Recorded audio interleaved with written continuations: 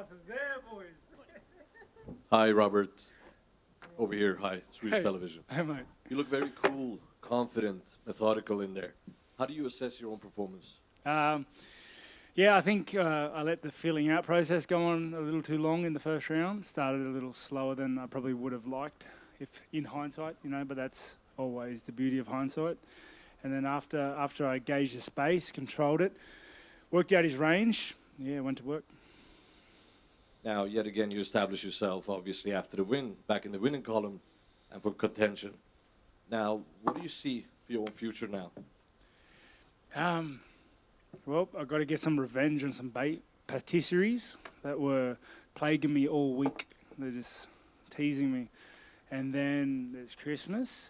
But, I hear there's rumours of an Australia card. I would love to fight in my backyard. And I think that's the next move for me. As for who I'm fighting, mate, I'm a fiend for progress. I want to go forward. I'm hunting that gold still. So I'm always going to be lurking around, just destroying whoever they put in front of me until I get a chance to gobble up that gold. Now, and final question from me. Seeing how you showed up tonight, now, how did you get back after the double losses against Adesanya and coming back and performing the way you did tonight? I got back in the gym. The boys slapped me out of it. The coaches put me through some hard yards. And honestly, by the end of a camp, when I've given everything to the camp and the coaches have given everything to the camp, you have to fight. You want to fight because otherwise all that work is for nothing. There's no way to gauge what works, what does not work, what gets better, what doesn't. This is my craft. This is what I was born to do. And I'm pretty sure I could take 5 years off doing absolutely nothing and you put me in a cage with someone, I'm going to throw. Thank you. Rob, just funny. Were you a little surprised he kind of did the fake handshake just there? Oh yeah, a little. It was grubby. it was just grubby. It was a grubby thing to do. My coaches anticipated him trying to do something like that to annoy me. It did. It did annoy me. It was a grubby act. A lot's made of like his chin, obviously, and I know you knew that going into this fight that he could take a shot. But were you surprised that some of those head kicks didn't seem to get him down to the canvas at all? Not really. It's I wasn't really banking on just one shot putting him away. I wanted it to hit him. Like I planned to hit him for 15 minutes, and I worked relentlessly during the camp to make every shot count, and it did. It hurt him. You could see it in his eyes. You could see it in his movements. You could see him coming out in 2, coming out in 3. He wasn't the same man walking in there, and I'm happy with that. Do you think this performance sort of once again cements that there's this division and there's you and Israel at the top, and then there's a gap between you two and everyone else? I'm the most dangerous man in the division. Israel's the champ. He beat me twice. Hats off to him for that. And he's a great fighter. He really is. And I think stylistically he's a great fighter. I still think I'm the most dangerous man in the division because I win. I win a lot, and I make people hate fighting. Like I take the fight out of them because that's what I do. I get in there, and I get to work. Rob, just over here, in front of you. There was a lot of talk from Vettori in the run-up to this fight. Do you feel that maybe he underestimated you at all? I'm sure surely nobody's underestimated me at this point, But I think it's hard for me to tell. I've never fought myself, right? But it's. I think I fight differently to a lot of guys that they've fought before. I think I'm very hard to replicate in the gym, just how I fight. I'd like to think my fight style is quite unique, and my attributes when I'm fighting are quite unique. So I don't think he underestimated me as much as was surprised at just, how I am, who I am when I get in there. And you said, including the champ, you think you're the most dangerous man in the division. Do you see Izzy holding on to the title against Alex? He's very good, bugger. He's very good. I think like his style of fighting, he's a very good defensive striker, and he has the physical attributes to do it, as well as the talent in the craft, like the eyes, the head for it. He's just good at what he does. He can avoid danger like nobody's business, and that makes him hard to dethrone, especially if you go to the points. He's just very hard to dethrone. I think Pereira's it's gonna be interesting because they've fought before, and the small gloves adds an element of that was different in their kickboxing fights, as well as Pereira's huge. He's got the range and the reach, and he's very offensive with it, so we're going to see that. But in saying that, they're wearing small gloves. He hit him in the kickboxing fights. Small gloves change things. You see it every night. The small gloves changes fights. And you've spoken a lot about your improvements that you've made, your development. If it does go down for a third time against Izzy, do you believe you're a different fighter to who you were the second time round? Yeah, definitely. Because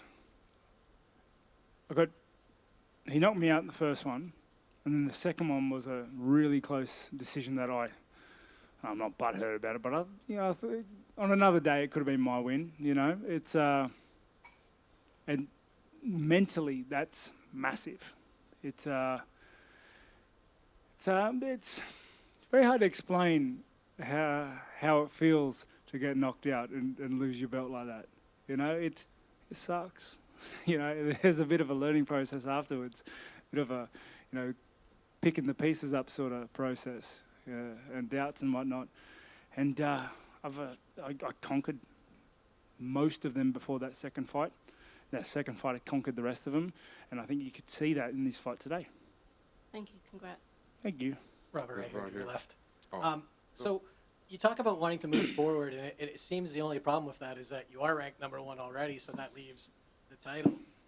Is the play now then to wait for the winner of Adesanya Pereira? Is there anything else that would make sense? I don't know. I try to stay out of. I don't really deal with the ladder and the rankings, politics, movements, and machinations. It's anybody's business how that works. I've got no idea. Never have really worried about it.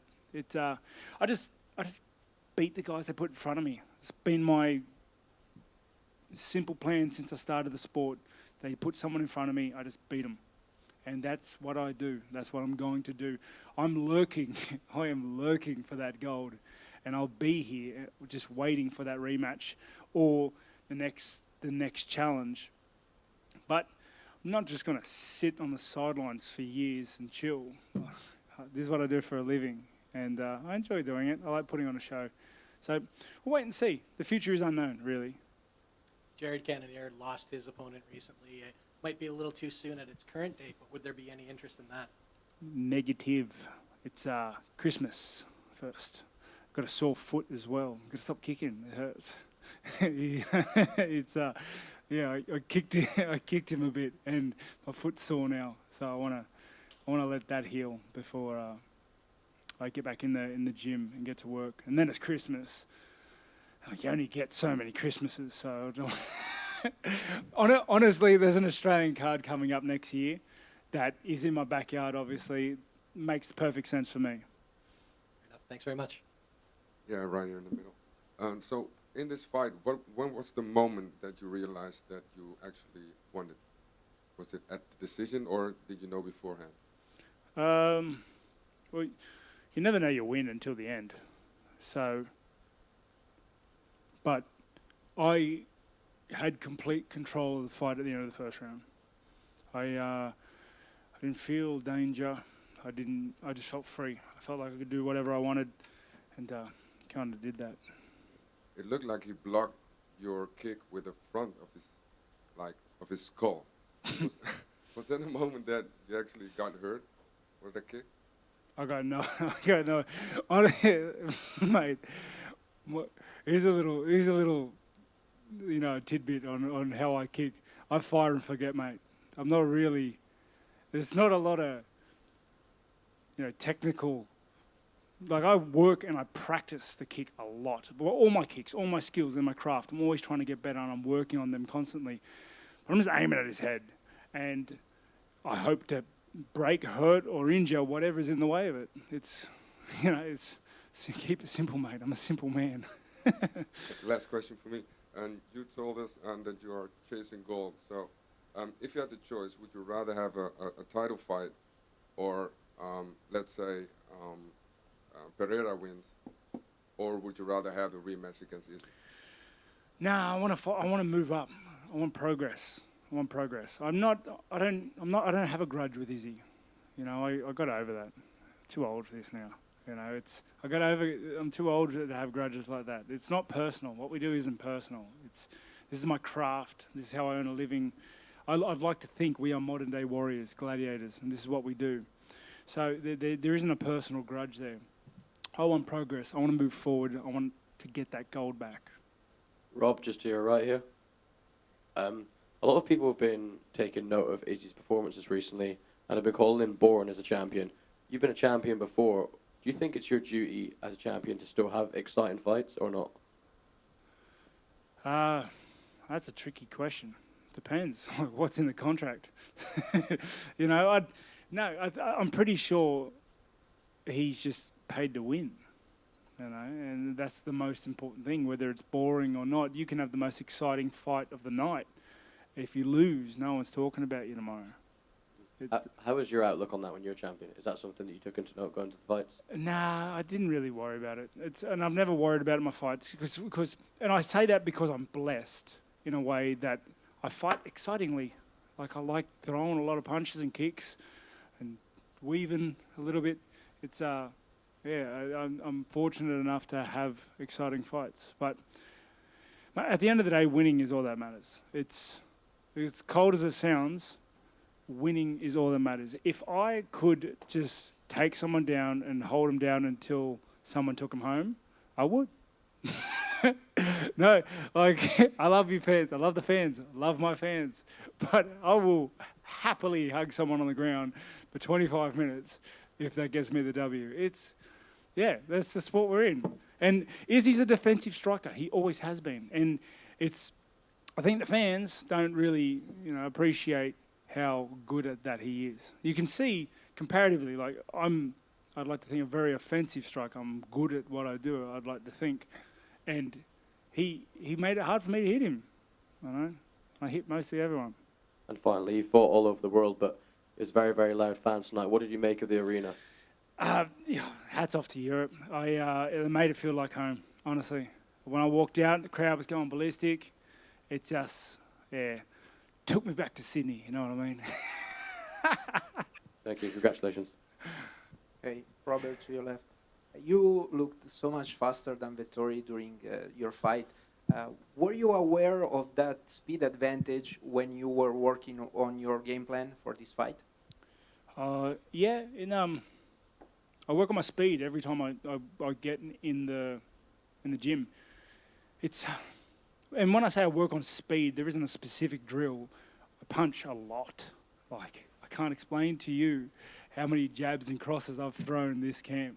Like, just to get it faster, to get it straight, to get it accurate, to make it hurt. You don't understand how many times I've thrown those punches. That's why it's fast, And that jab worked pretty well, right?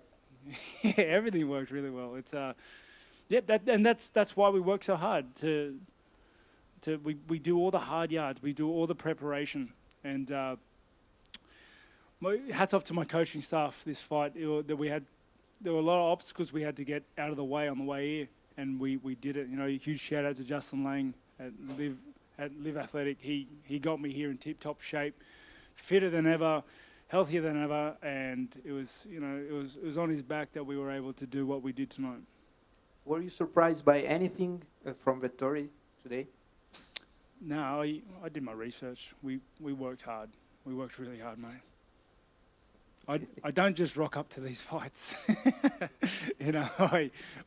We worked very hard, and that's why I had to push the fight back the first time, because I didn't want to rock up with without any training. It's not the sort of fight. I'm not that fighter, and this isn't the sort of fight you can have with him. You can't come to fight him half cooked. You have to go there to kill him, because that's the only way you're going to get him out of there. Last one. Were you pissed by the fact that he jumped on, Michael Bisping at the end of your fight and he kind of take the microphone? I didn't notice. Sorry. That's fine. Congrats. Thank you, everybody.